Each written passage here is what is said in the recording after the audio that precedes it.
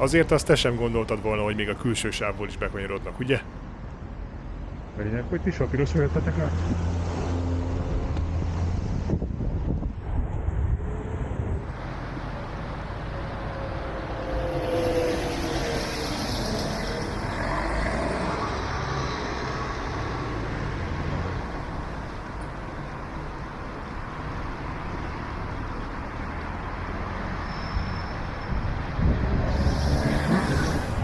Elindult a Rejoy Black Friday!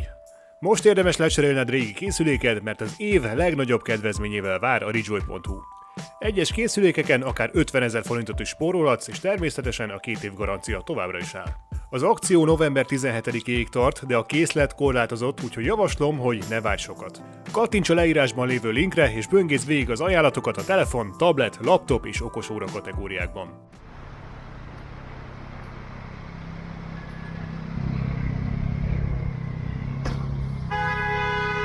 Van úgy, hogy az ember annyira siet, hogy egyszerűen nincs más választása, mint átmenni a piroson. Néha azt sem tudja, saját maga sem, hogy hova siet, csak egyszerűen siet.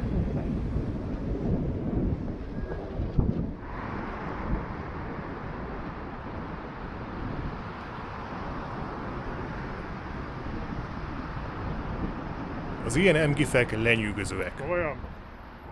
Ez az oka, amiért bringával sokszor nem lehet biztonságos követési távolságot tartani, vagy egyszerűen csak odagurulni egy piroshoz. Ez ezek közül is egy extrém kirívó eset, mert minden lehetősége megvolt, hogy bennmaradjon a belső sávba, de nem, neki be kellett jönni 1 méterrel elém.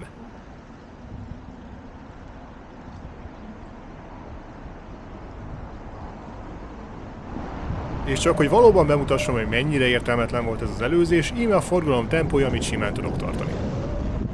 Természetesen nem tudhatta előre, hogy én egy gyorsabb bringás vagyok, de amint itt is lehet látni, a lámpa után is bőven van lehetőség megelőzni. Bónuszként pedig még sikerült megörökíteni egy balra kanyarodási próbálkozást is.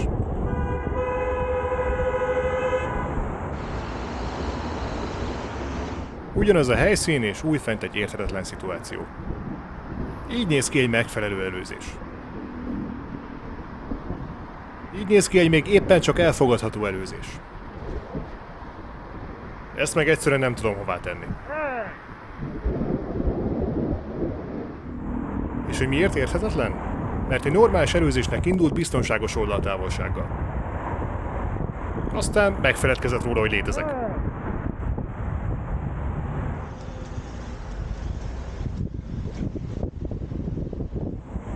Persze mit is várjak egy átlagos sofőrtől, ha még PÁV 2-vel sem megy a dolog. Taxis barátunk szintén jól indított, fél autóval átlógva a másik sávba, de valahogy mégsem sikerült ott befejezni az előzést. Reméltem, hogy legalább lekanyarodik jobbra, de nem.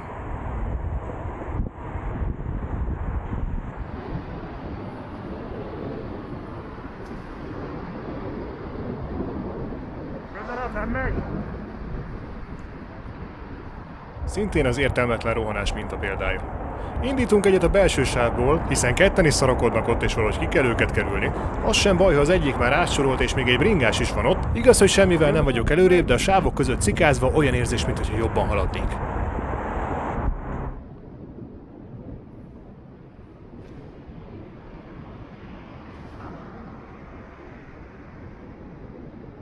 Jönnek szemből? Hát a kerékpáros előzése nem várhat, majd maximum lehúzódik.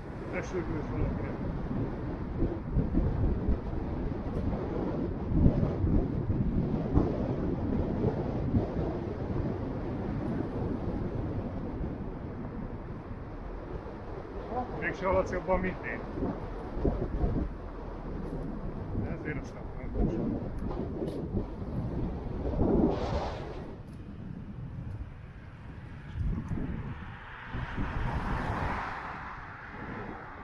Hát ha nem kéne ennyivel menni, és akkor nem kell dudálni, ki jönnek eléd. Összehasonlításképpen így néz ki, ha valaki normális tempóval megy el mellettem, és így néz ki, ha valaki Audi tempóval megy el mellettem. Hát ha nem kéne ennyivel menni, és akkor nem kell dudálni, ki jönnek eléd.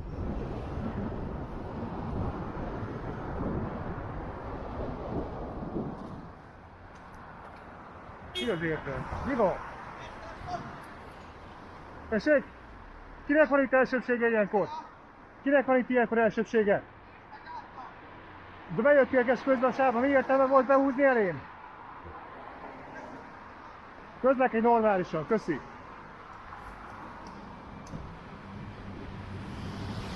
Szóval mi is történt pontosan Mr. Páv 2-vel?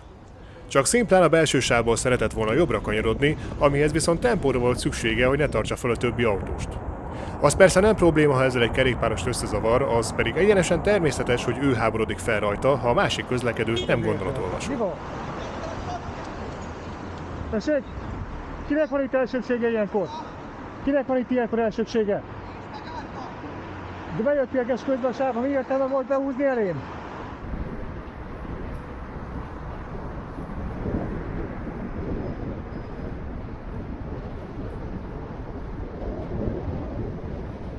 A PÁV 2 memóriatesztet nem tartalmaz, így néha előfordulhat, hogy egy-két sofőr nyitott csomagtartóval indul el. Szerencsére hősünk ezt időben észrevette, és halált megvető bátorsággal nyitotta ki az ajtót a forgalom elé, hogy lecsukja a csomagtartóját.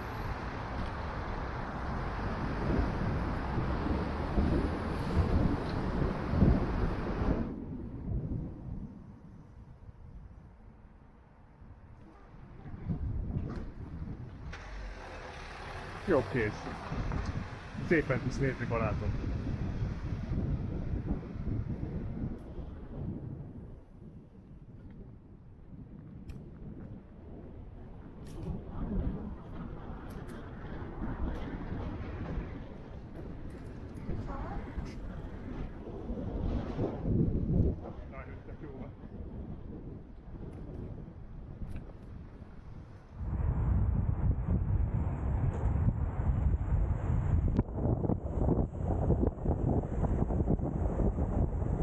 Hátra! Nyilván nem nézett hátra.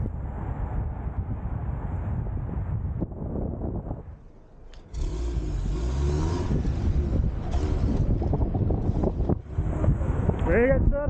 Azért 2 másodpercen belül kétszer majdnem elüttetni magadat nem kispályás. Jogosítványt a gyalogosoknak valaki?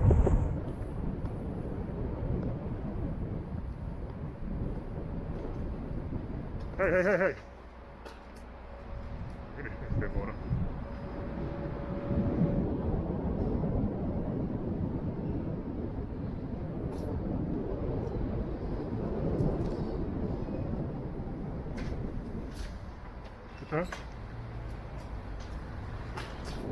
Ebben a jelenetben az észlelési vakságot lehetett megfigyelni.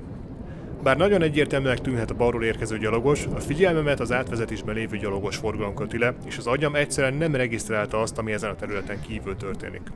Legalábbis az utolsó pillanatig.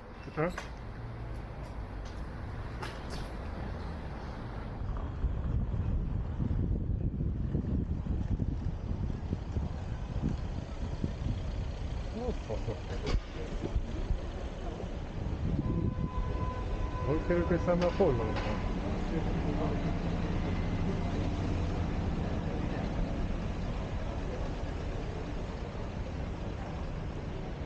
Nézzük, hogy kerültettek?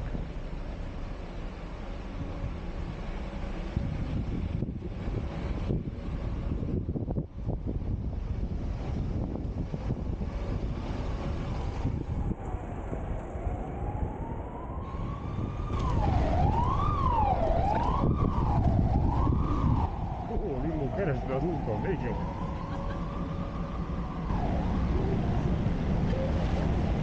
Azt hiszem, a megfordulása egy kiváló döntés volt a Mercedes-es részéről. Bár a Lánchídon végig záróvonal van, nekem nincs vele bajom, ha ott valaki megelőz, amennyiben ezt biztonságosan meg tudja tenni. Na most a mögöttem lévő taxis nem így előzött. Mert hogy nem előzött meg, és kibírta mögöttem az egész átkelést. Biztos vagyok benne, hogy valami PÁV 2 Pro Max vizsgája lehetett, mert túlzás nélkül mondom, hogy ez volt az első alkalom, hogy ilyen történt velem.